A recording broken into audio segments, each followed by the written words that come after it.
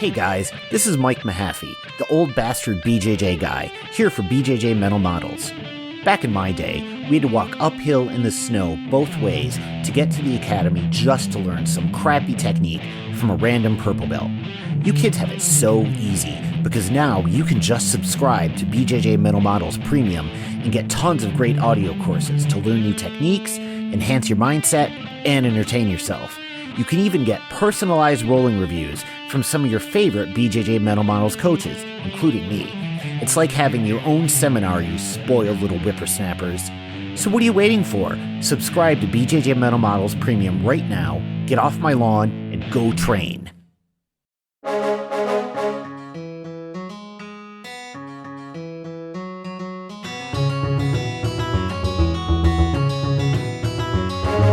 Hey, welcome to BJJ Mental Models, episode 289. I'm Steve Kwan. BJJ Mental Models is your guide to a conceptual and intelligent jiu-jitsu approach, and I'm here today with returning champion, both meaning that she's been on the podcast before and she's actually a returning world champion, and also a longtime member of the BJJ Mental Models Premium community, Lyzz Mitrovic.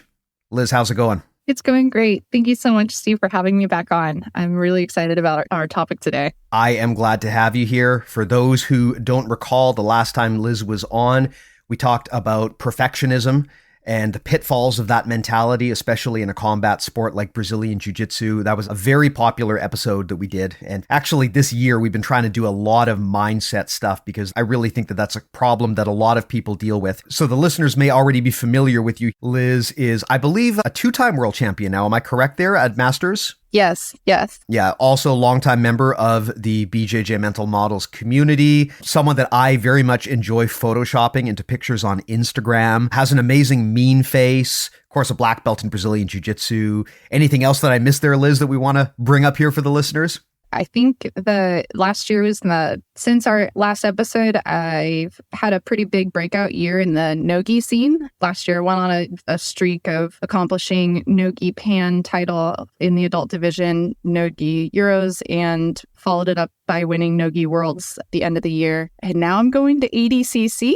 That's amazing. I am so excited to see this. I have been following your journey on social media and it's so awesome. I think I mentioned this the last time you were on the podcast. I told the story, but when you joined our premium community, you sent in a rolling review and there wasn't really any obviously distinguishing characteristics about you or your opponent. It was just two women wearing no-gi apparel and you were both wearing black, but I didn't think at the time, it just didn't click in with me that this is a black belt match. I thought you two were just wearing boring clothing. And I realized within about 30 seconds that I am not qualified to do a review on this match. I think I had to route it to someone else or something because it was apparently clear that your jiu-jitsu, your skill level is much, much higher than mine. And that's definitely paid off here because, again, you've made it up to the world championship level. And yeah, you're going to ADCC, Lyzz. How exciting is that? I'm incredibly excited, but also oh my gosh, there's so much work to be done and it's going to be quite the journey, which is the fun part.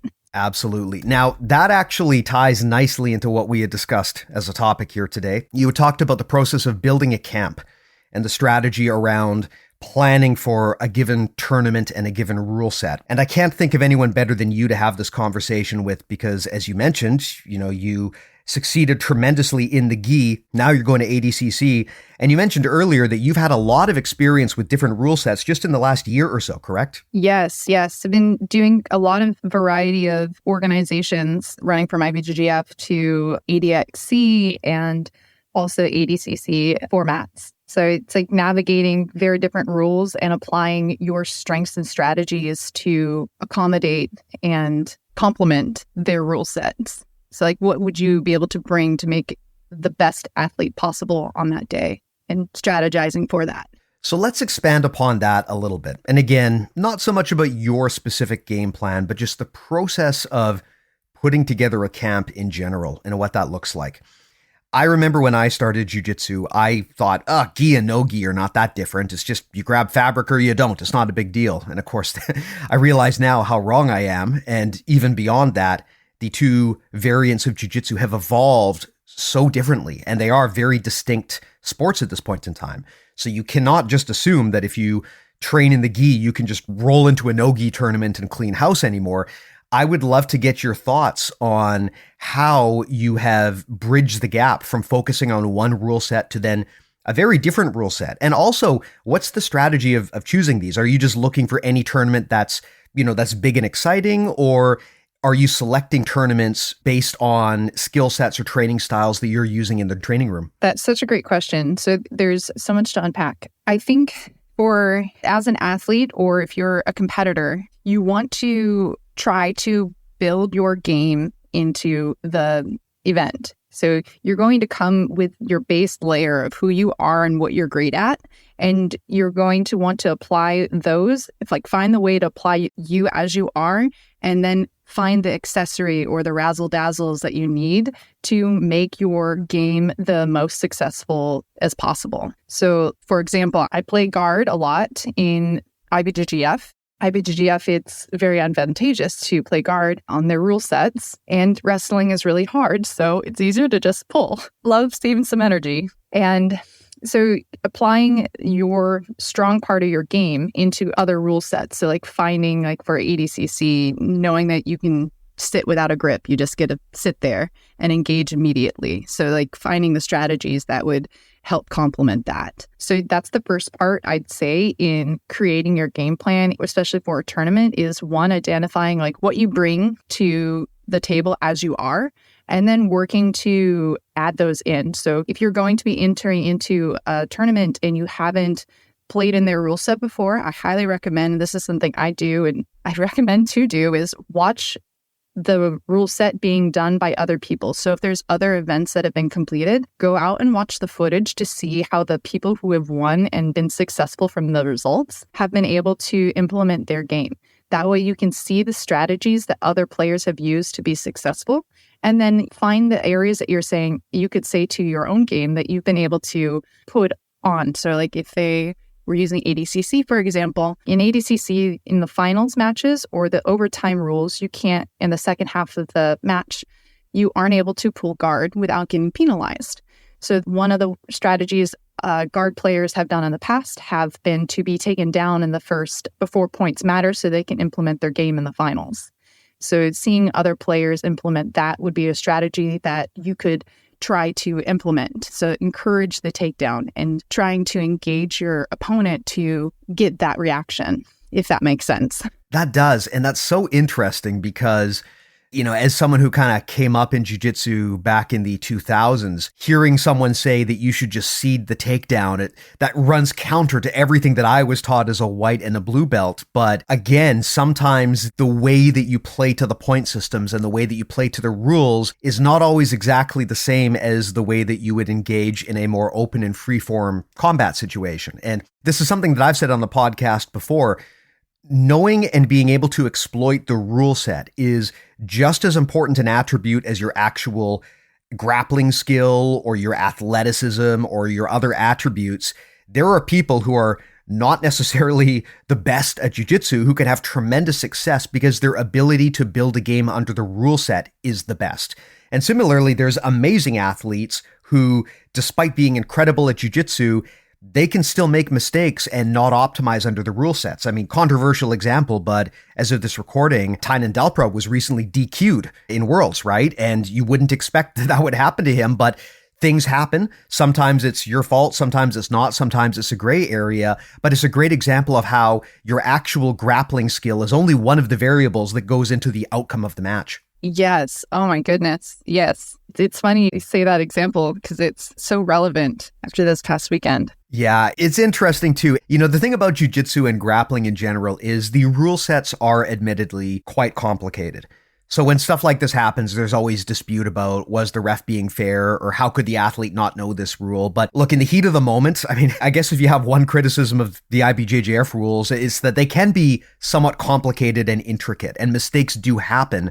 So again, this is an example of where your knowledge of the rules and how to operate within them can be the differentiator between winning and losing. And I would ask you then, you talked about how a good strategy here to kind of get acquainted is to watch footage, but what type of footage? Are you just watching the footage by yourselves, or do you also have someone who's really fluent in the rule set there to kind of help you understand exactly what's going on. I'm just curious to know what the room looks like when you put together that process of watching that tape. That is an excellent question, because I'm saying this coming from a black belt perspective, but if we have listeners who are lower belts, they might not feel as confident in the skills of like knowing the intricacies of the rules or possibly the positions. So if you feel like if you've read the rules, which regardless of belt level, read the rules. The rules will tell you what like your best course of action to win. And so first start there. Everybody should read the rules. And if you have a great grasp of it, you could take a stab at it and go watch the footage yourself. But if you know somebody who has an intimate knowledge of the rules and understanding of them, watch the footage with them if you feel like there's a little bit of a knowledge gap or that you could glean some information off of them, because use your resources. And also what you're watching, you might be watching something, and if somebody else knows the rules much better, they might be able to point out little areas that you might not have seen, or be able to just show, like explain to you, like for example, Helena in the West Coast Trials finals, she went in for an Uchimata because she couldn't pull guard. She's a guard player. She pulls guard almost every instance that she does. But instead of, in the rules, you can't pull guard, but if you go for a takedown, such as an Uchimata, and it fails, you can then pull guard from there. So she used that as an entry to be able to initiate her guard work. So outside looking in, if you didn't know that was the finals, people might not understand why she did that. It's an example of being able to see the strategies. So if you yourself are able to do it, watch as much footage as you can, especially of previous, like high level people who are having success. I like watching one person to see how they vary in strategies match to match, because it could be an opponent part. So that's the reason why it's not like I'm just watching the finals of everything. I'll eventually watch all the finals, but I like to follow one athlete, especially one that's similar attributes to yourself, and be able to see what their strategies are and glean if there's anything you'd like to use based off of their strategies. So using the people who know the rules very well is highly recommend using your resources. But also if you would like to try to take it, like definitely go after it yourself and share it with other people. So there's you can start discussions with people in your gym or online and just ask questions. Be like, this is a strategy I saw. What are your thoughts? And just start an open discussion so that you guys can figure out if that was a strategy or if it was just the heat of the match and a person just displaying their jiu-jitsu. Because I feel like there's also that jiu-jitsu is still, as a competitor, there's some athletes that still use it as an art. So sometimes what they do is not, I do this, I do that, I do that. Summits, I do this, and then, I did something different. And it's just how their body moves. And I think that's one of the beautiful parts about jiu-jitsu, even in the competitive scene, is that jiu-jitsu is still an art form. And if you don't watch a person, like the run of one person's matches, you might not be able to see that the strategy they used is one that was just a heat of the moment, or if it's a strategy that they've completely planned out, like I'm going to do this step A, B, C, and execute with D. That's a great point, because just by watching someone's footage, you can't always know why they did what they did. I remember watching a video of my brother Matt narrating a match he had against Bruno Frazado, and Bruno beat him on points. And near the end of the match, my brother was just going for like spam knee cut passes, basically, just trying to blitz knee cuts repeatedly. And in his review, he mentioned like this was not a strategy. He just was getting his ass kicked and he got desperate and lost his composure, right? And so sometimes when you're just watching someone, you don't know what was going on in their head. So you don't know if something was deliberate or a mistake. And this is something that I've noticed a lot when I interview people like yourself. Sometimes I'll look at their footage and I'll say, why did you do that? And a lot of the time the answer is, look, Steve, I don't know why I did that. I just did, right? In the heat of the moment, sometimes your plan goes a little bit wonky and things happen that aren't exactly what you expected. On that note, I would ask, when you're watching footage like this of people, do you ever try to reach out to those people and ask them for their feedback on the match? Because I always find that's one of the most interesting ways to get insight on a match, to just straight up ask the people who were involved in it why they did what they did. Yes. So that's actually one of the coolest parts about our sport too, is the athletes are really approachable for the most part, and you can actually send them a message and ask them. They might not get back to you, but some do, and you can actually ask.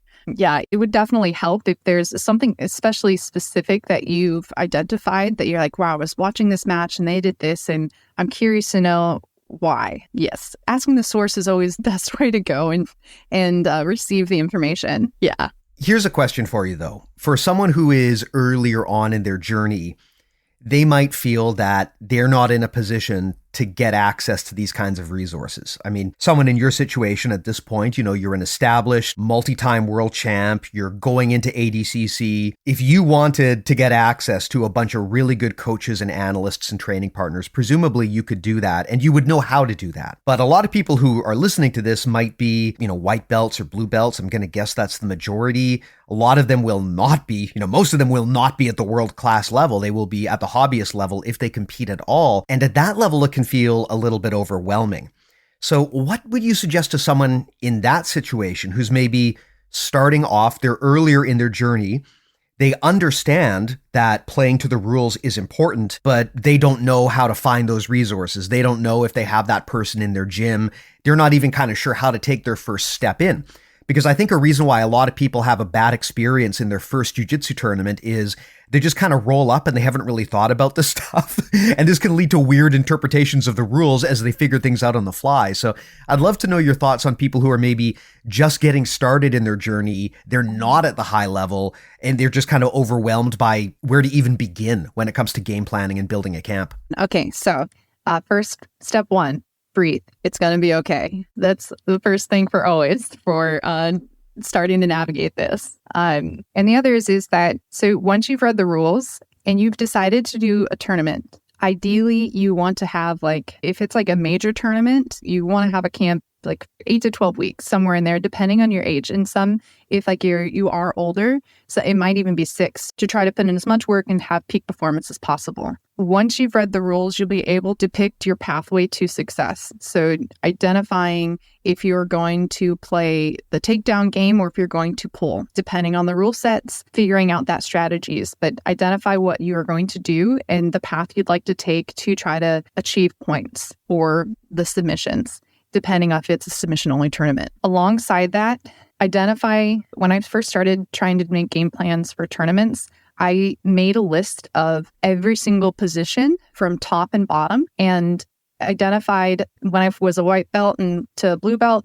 I didn't have the depth that I have now in knowledge. So I just identified 2 to 3 areas of each position that I knew how to either attack or escape from. So I called them my methods of attack. So I'd write down I'm in mount, how am I going to attack or advance the position? And one of them was I knew how to do an Ezekiel choke, a cross collar choke, and to do a chair sit to take to the back if they started to turn to their side. And then I wrote out what would happen if I was in mount. How would I escape and be protected? This not only allowed me the freedom to know that I had a plan and could identify the areas if I'm ever in a position that is, if I'm being mounted, I don't freak out that I don't know what to do. I'm able to identify that I have an area where I'm going to go next and be able to just have that be my objective. So if I'm mounted, I know the 2 mount escapes I'm able to do as if I was a white belt and be able to try to work those. Now, identifying all of these areas, so I would do mount, back, side control, guard. If you are a guard player, there's many different types of guards, so try to be a little bit specific about what guard you'd like to implement and then be able to go from there. So once I have all of these written down, I would try to implement those in class for those 6 to 12 weeks to try to arrive at the major tournament that I'm trying to go to. So I've identified the rules that I need to know. I've identified my path to victory. And then I'm implementing my plan in the training room. And the next thing that I would suggest to do would be to, after class every day, identify if you were able to implement your plans. So if you were mounted, were you able to use your 2 escapes that you know? If you were mounting, were you able to take the back or implement your chokes? And identify if you were successful or if you were unsuccessful. And if you weren't successful, to write out why. And be nice to yourself and not say it's because you suck. Because it's not that you suck, you're learning.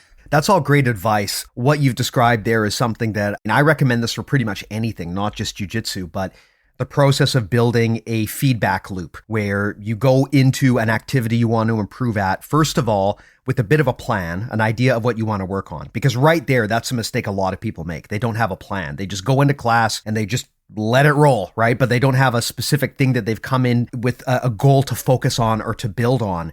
And just the process of setting that intention before you come into class is tremendous. But then another thing people often forget is the reflection step, which is after you've done it, reflect on your progress, be honest and fair in your reflection. Because as you mentioned, people often will be way harder on themselves than is appropriate. And the goal here is not to determine whether you passed or failed. The goal is to decide what you can do to get even better next time. So everything is always a win in a feedback loop. And then the goal is you just go through that loop as fast and as many times as you can. You just try to create very, very short feedback loops. Normally, a good rule is every single class, you can have a feedback loop. Go into every class with a set of goals, practice towards those goals, and then reflect afterward and decide on how you can change and update your goals for next time based on what you've discovered. That's a very, very short feedback loop, a one-day feedback loop that you can get through really, really quickly. You see the same strategy in a lot of walks of life in software engineering. For example, most of the modern software development practices are based around the assumption that you're breaking things down into very short feedback loops because it's easier to get good fast if you're doing that, as opposed to kind of just waiting. And then I think this is a mistake a lot of people make where they don't really seek feedback and they don't really reflect until after the tournament. And that's the worst time because at that point, the result is already set in stone. You're better off reflecting in advance and doing that on an ongoing basis, just having that as a practice that you do with every single class you attend. Yes, yes. And another part too, I'd like to say is like, especially if you are lower in your belt years, like white, blue, take your game plan and seek advice from your coaches. If your coaches are unavailable, some of the upper belts, and I mean like the highest belts you can go into your room. Another thing too, I'm going to plug the podcast in, is BJJ Mental Models also has, if you are a premium member, like access to a Discord, so you can seek feedback from the whole community and get advice from them as well. I would say Reddit, but that is a dark, dark place. And you might get trolled more than get advice. There is some nice advice out there, but... Well, you know what? I want to talk about this for a second here. Let's dunk on those fuckers on Reddit. Well, not really, but this is something I've observed in my life, which is that, and I don't know what to call it. I've called it the advice paradox, just this observation that good advice can change your life. And in fact, a lot of the time, if you look back at the moments of your life where everything changed, it can be a situation where someone gave you the right advice at the right time and you listened and it opened up your mind to insights that you didn't even know were there. But if we're being honest, most advice that you get is probably not going to be good advice because there's a lot of people out there who have uninformed opinions and they're very eager to share them. I don't mean this to disparage Reddit, but ultimately it is a community with, I think, over 700,000 registered users. There is no cost to get in.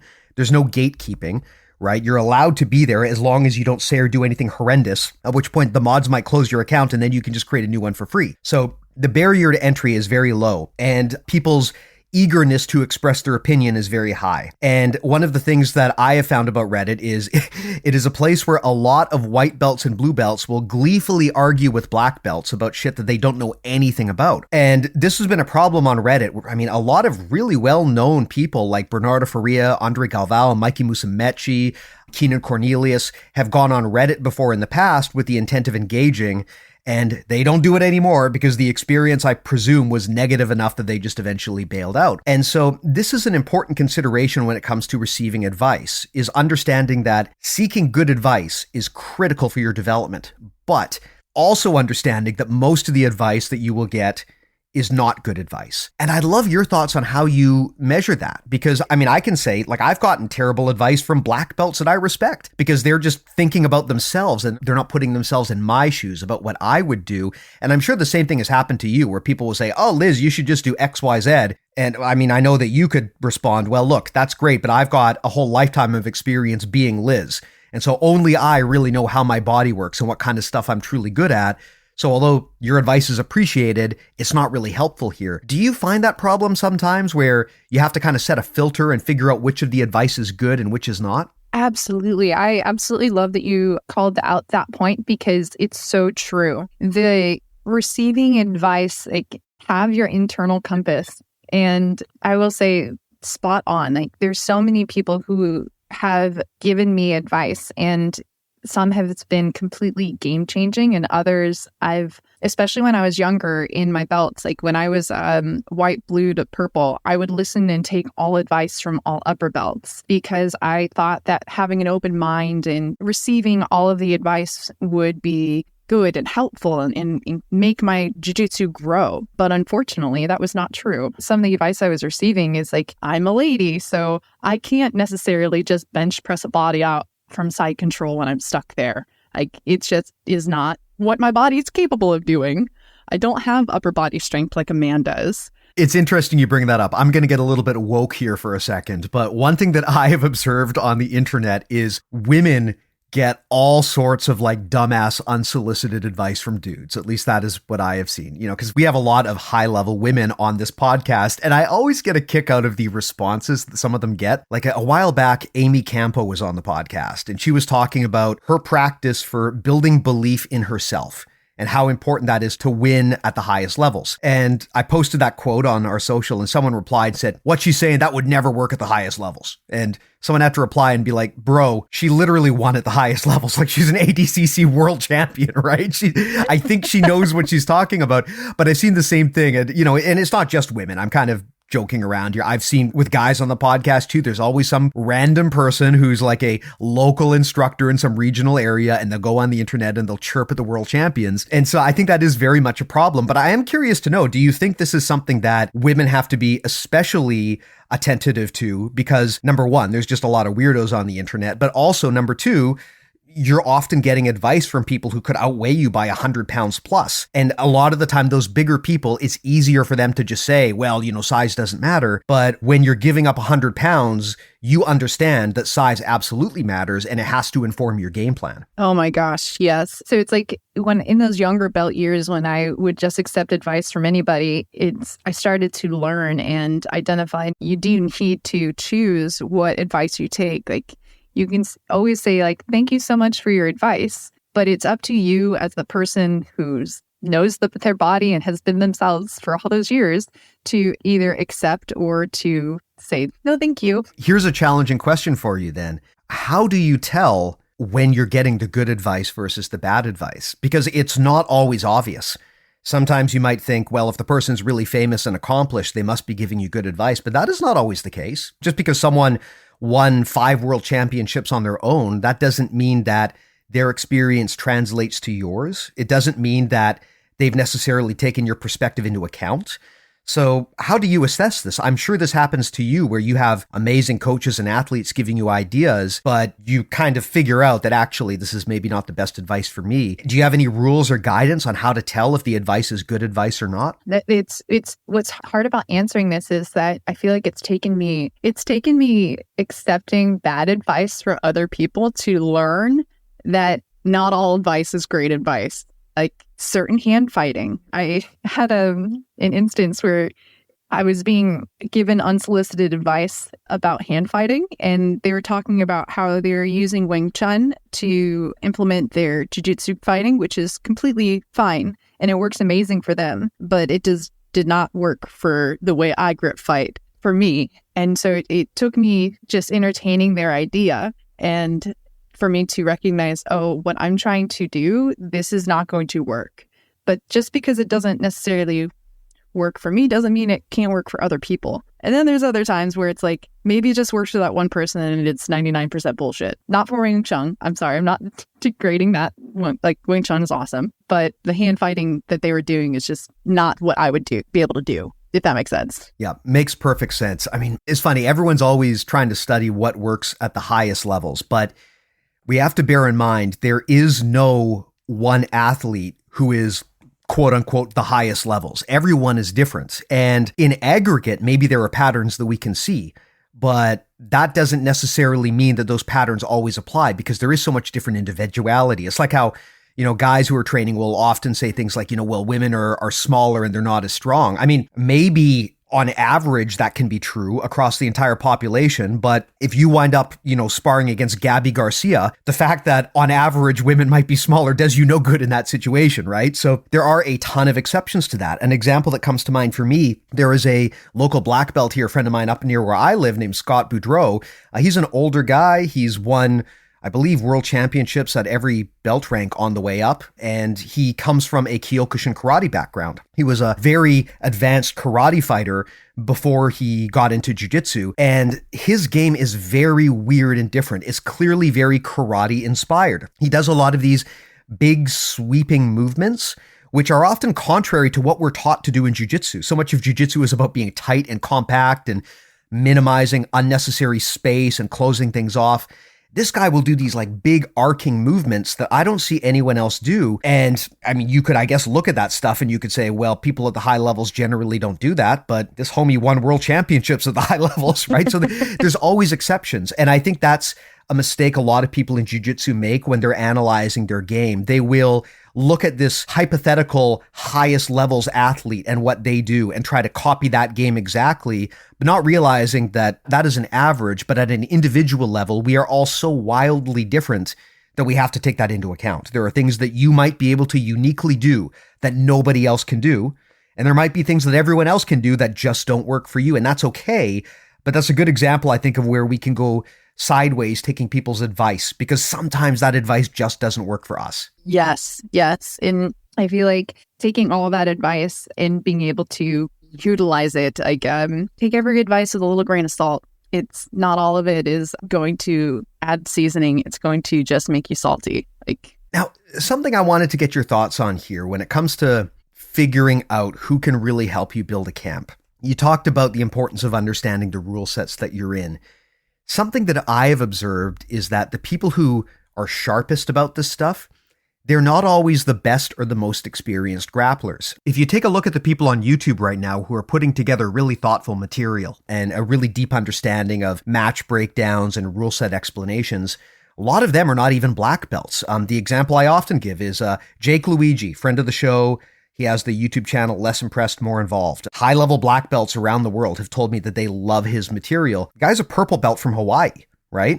And people sometimes look at that and they think, why the hell should I listen to some purple belt? But I mean, there are world-class black belts who consider this guy the best at what he does. What are your thoughts on this? How does grappling experience actually factor into the people in your camp? Because I'm presuming that sometimes the people who can give you the best answers about how the rules work, they might not be third-degree black belts. They might just be people who are like blue belts, but they're crazy nerds about the rules and they spend all night studying that stuff. Yeah, I love that YouTube channel. Again, I'm also a huge fan of them. And it's like, there's some people, going back into advice, there will be people who are better at different skills than you are. And being able to utilize their skills and be able to access them. Like, I'm not a strength and conditioning coach, so I hired one to help me with my program.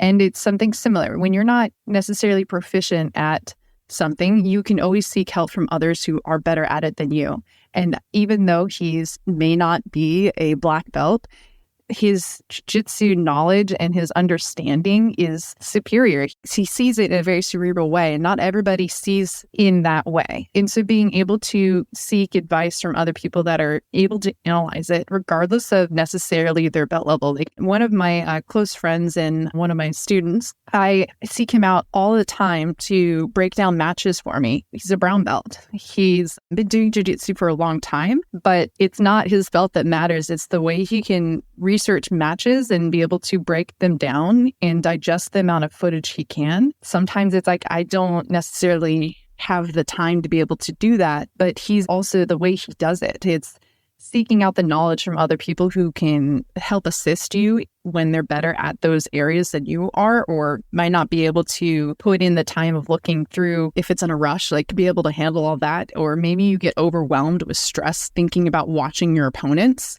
like being able to have somebody else watch them and break down those matches. It's seeking help from other people who may be better at those areas. It's okay to ask for help. That's a great point. We actually talked to Margot Ciccarelli about this recently on a premium episode we did with her. And she mentioned that one of the things that she sometimes does leading up to a competition is she will outsource the thinking. So instead of her trying to take ownership and figure out exactly what her game should look like and do the studying, sometimes that could just add a level of unnecessary stress. And so she will often just offload that to her coach. This is one of the things that she said she loved about working with Dima Muravani, right? Up and coming coach, works with Joseph Chen, Margot, Brianna St. Marie, a lot of friends of the show. One of the things that she said she liked about working with him is that she can just kind of offload thinking sometimes. If she's feeling overwhelmed, just make the coach do the thinking. And this is a great example too. You don't necessarily need to watch the match footage yourself if that's going to give you anxiety. You can offload that work. Make it a research project for somebody else, right? And that's a very, very powerful way to, as a performance athlete, to kind of min-max your time and make sure that you're doing the most with your time as possible by taking some of the activities that would eat away at your training time and offloading them off to other people who may frankly be better suited to make decisions for you than even you are in that moment. Yes. Another thing too is like if you're a lower belt and you're coming up you have teammates that are competing and you get nervous by watching footage of your own opponents. What you could do is you could always if you want to improve those skills for yourself, watch the footage for your teammate or your friend that is going to compete, watch their opponent's footage so that you can learn those skills with not the pressure of watching your own opponents. So like if you're a lower belt, just try to improve those skills by practicing them for not your own opponents, but maybe your teammates or friends' opponents. It's funny. I remember that MMA fight where Pat Barry was fighting Mirko Krokop. And at this point in time, I mean, Mirko was shot. He was completely washed up. There was no way he should have won that fight, but he did. Pat went in there and he beat the shit out of Mirko for the beginning.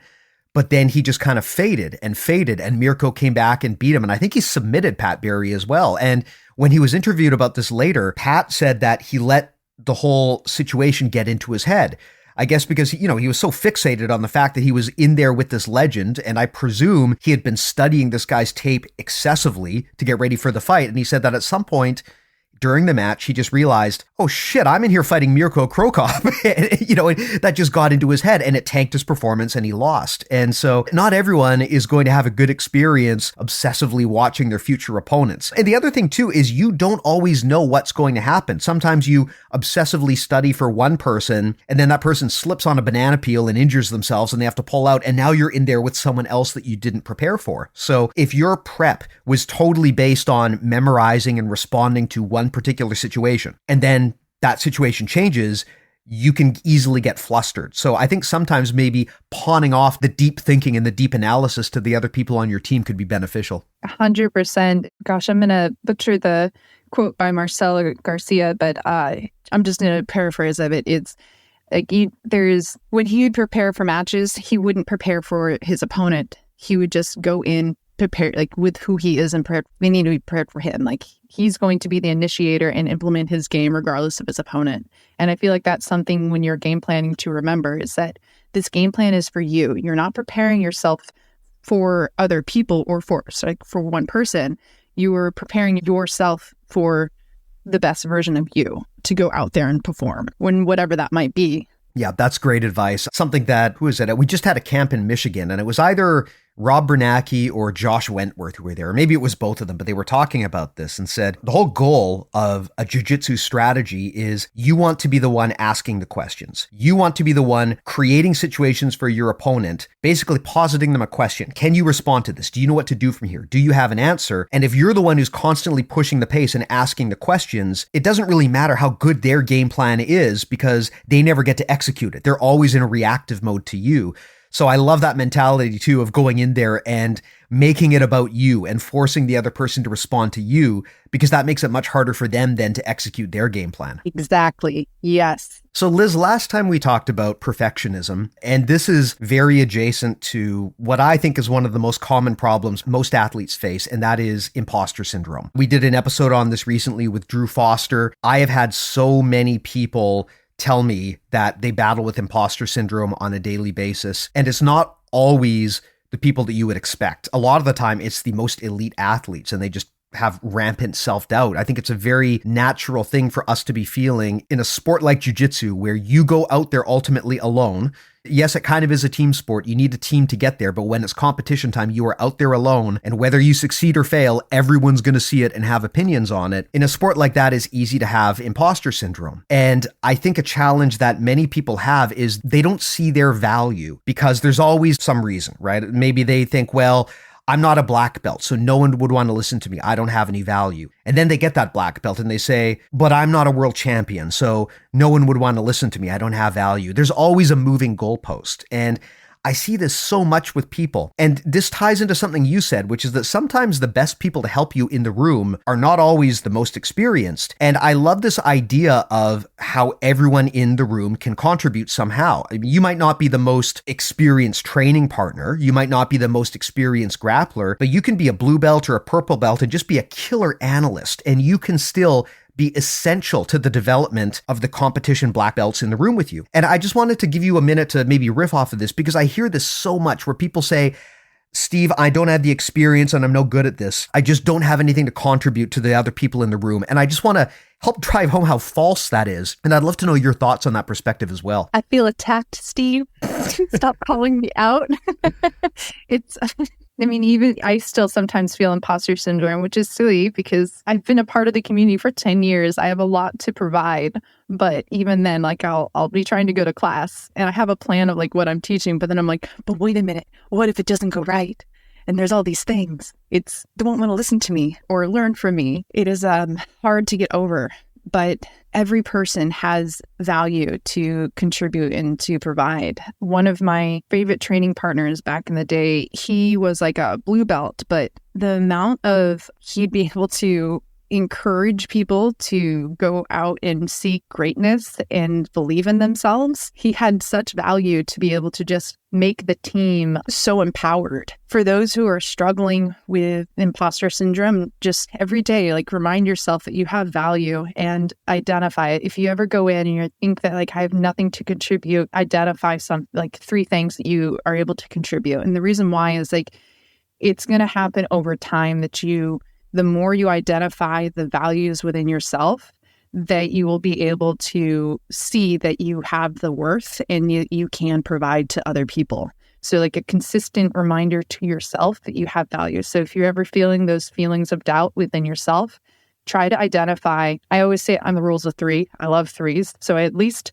3 that areas of value that you're able to provide in class or really in any area of your life, you can use this. Yeah. And something I would say to the listeners who are maybe on the other end of the room where they are the more experienced, more prominent people, one of the best things that you can do as a leader in the room is help people find their niche and find their area of value. So look, if you are that black belt and you've got a blue or a purple belt who's, maybe they're not, a high level competitor, but they're amazing at something in particular, give them a job, and let them know how much you appreciate and value their skills and their knowledge. Tell them, hey, I know that, you're not a black belt, but you're the best person we've got in this gym when it comes to barimbolos, right? Give them a research project, give them something that they can contribute to, because I think so many people coming up, they live in this mental bubble where they don't see their own value, even if everyone else around them sees it. And one of the most valuable things I think that I've been able to do now that I've got the stupid black belt on is tell people in the room where their value is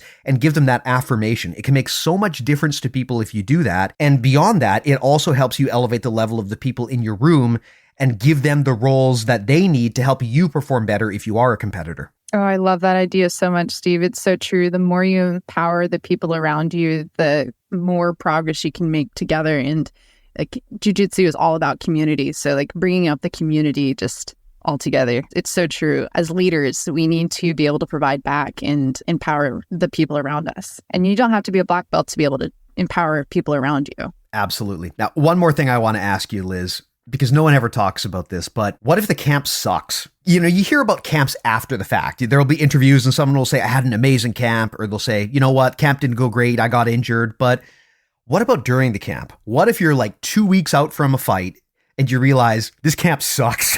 I do not like the way this is going. What do you do then? And is that something that even crosses your mind? Do you have the awareness in the moment to tell that the camp is not going the way you want it to go?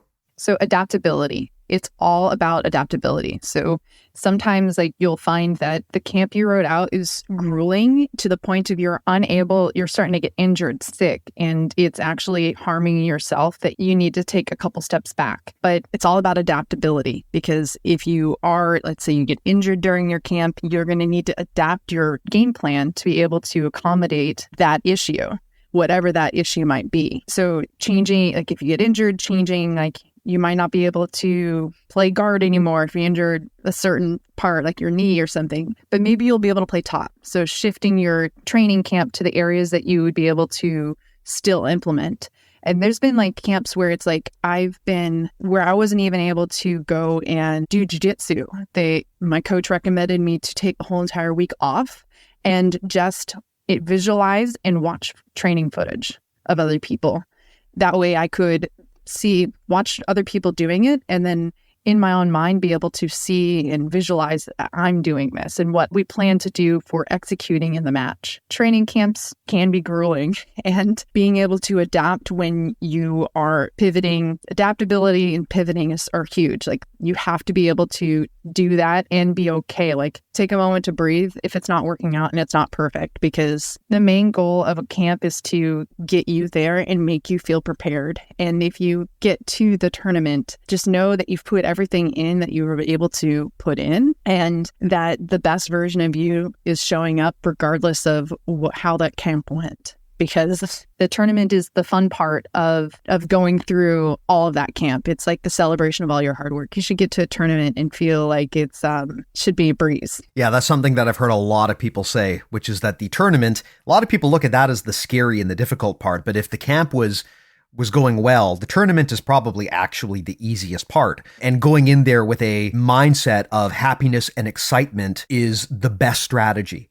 Right, going in there and appreciating the moment that you've been given and the moment you have, whether you win or lose, to go out there and show everyone what you're capable of. That's the joy of the whole thing. And I agree with you completely about adaptability, being able to get back on track and being able to change course if you need to. I think a lot of people get way too caught up in their plan and they expect things to go exactly according to plan. But as the old saying goes, no plan survives first contact with the enemy. Having a plan is a great thing to put together because it helps you clarify your thinking. But following a plan is extremely hard to do because nothing ever goes according to plan. So understanding that your plan is an important exercise for preparation, but also expecting that you'll never follow the plan to the letter anyway. It's a difficult thing to do, but once you can kind of get a little bit of grace there and take a step back and be willing to adapt and adjust to changing circumstances, I think that makes things a lot easier for you in a high pressure situation. Absolutely. One of my family's favorite quotes is like, life happens when you're making plans. So life will happen and you can pivot your plan to make it the best for you that is possible. Yeah. Now, one other thing I wanted to ask you about here, you talked about visualization, and I have been wanting to find and get a visualization specialist at some point to talk to about here. I'm honestly not really clear on where the science falls in terms of visualization,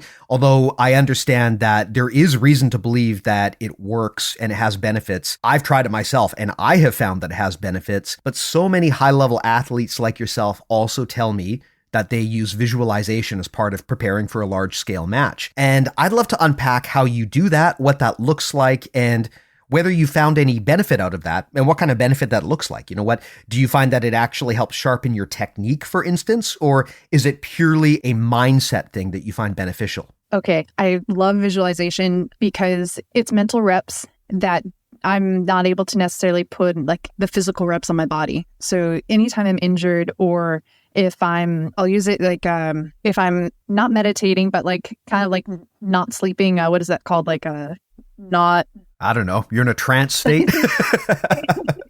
No, it's there's like non-rest sleep where it's like you're just laying there, like I'm not meditating. I'm thinking of a move.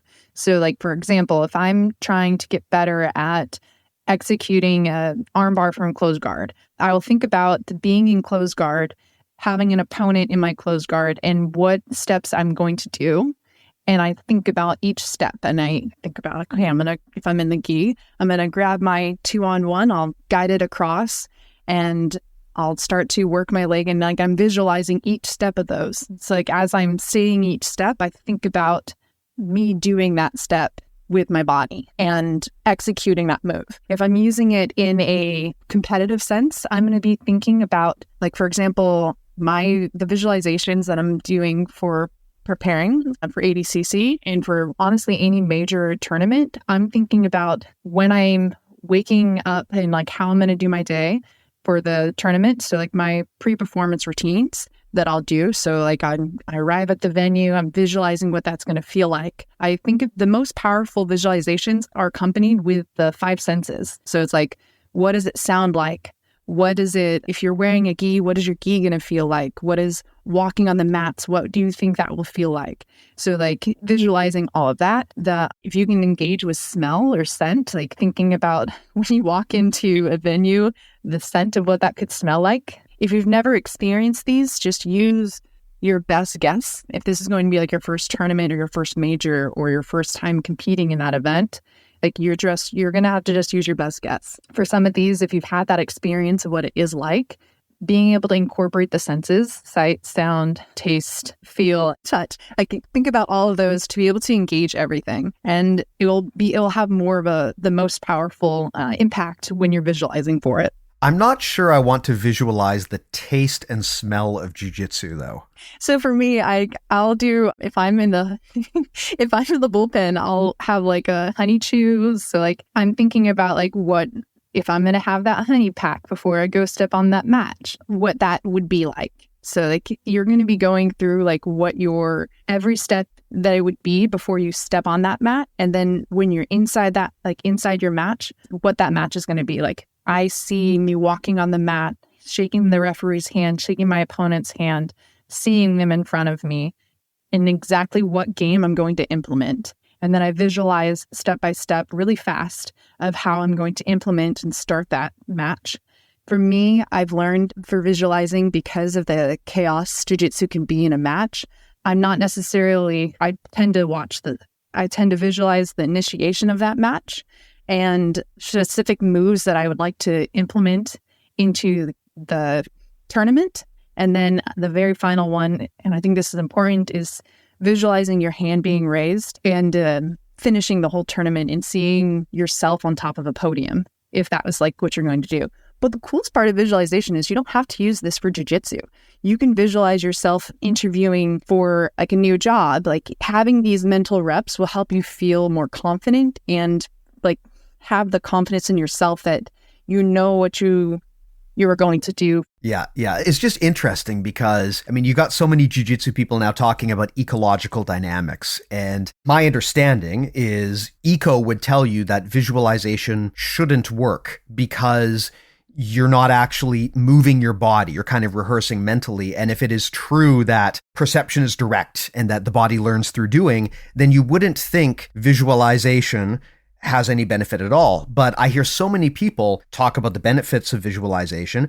I have certainly used visualization and experienced benefit myself. And at the end of the day, that means either number one, there is some benefit, or number two, there's a placebo effect and it feels like there's benefit. But either way, I'm getting the result I want. So it's getting me what I want and it's not costing me anything. So I'm a big fan of visualization. That said, though, that like I mentioned earlier, this is an area I want to explore more. I would love to get someone who's researched visualization on here, get them to actually explain if there's any relevant science behind it and how you square that away with other frameworks like ecological dynamics. But at this point, we're going really far down the nerd rabbit hole and we probably run the risk of losing people's attention. So it's as good a time as any, I guess, to tie this up. Lyzz, thanks so much for coming back on.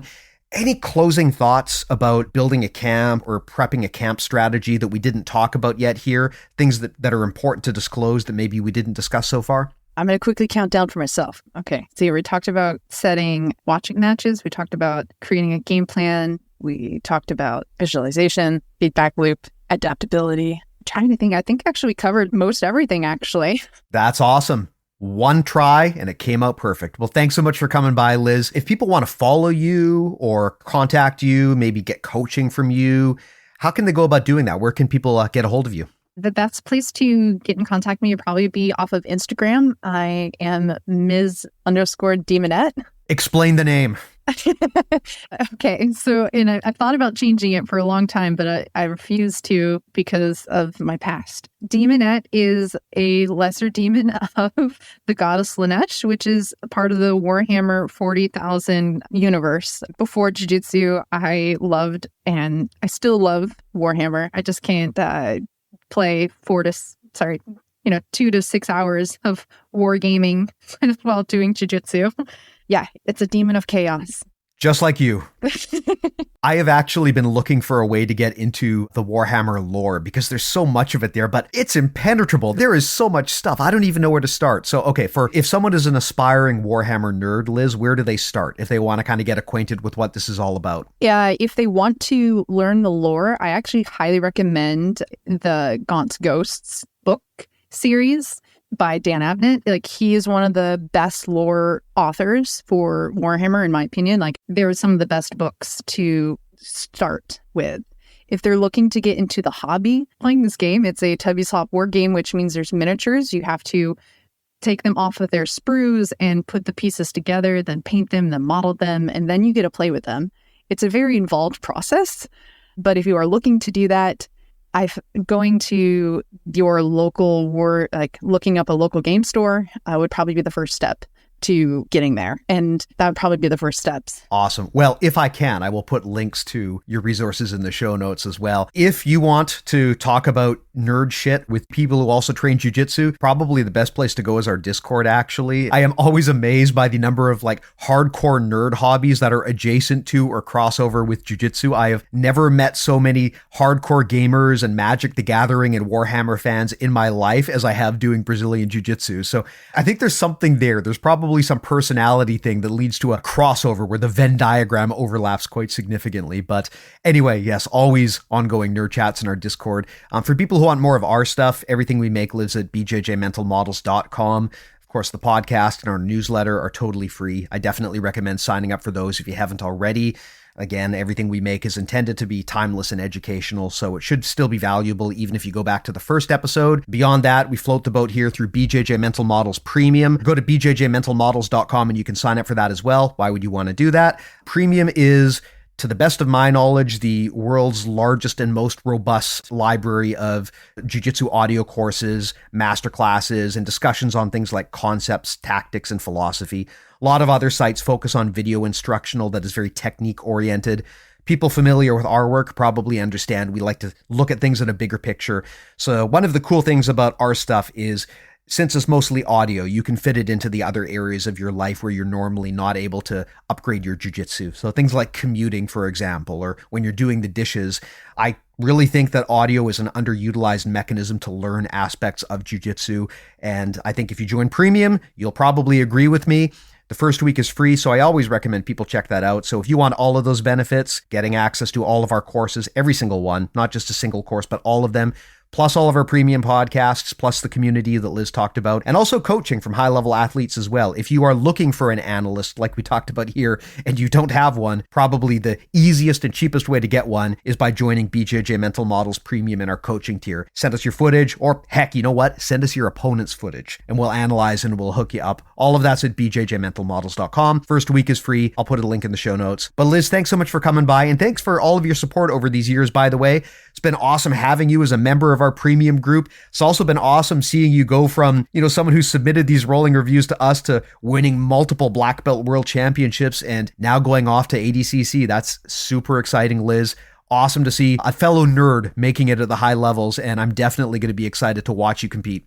Thank you so much again for having me on, Steve. I love listening and being a part of the BJJ Mental Models community. So thank you so much for having me on again. Most welcome. And thanks as always to the listeners. I really do appreciate everyone hanging out with us here every week. I'll talk to you next time. Take care.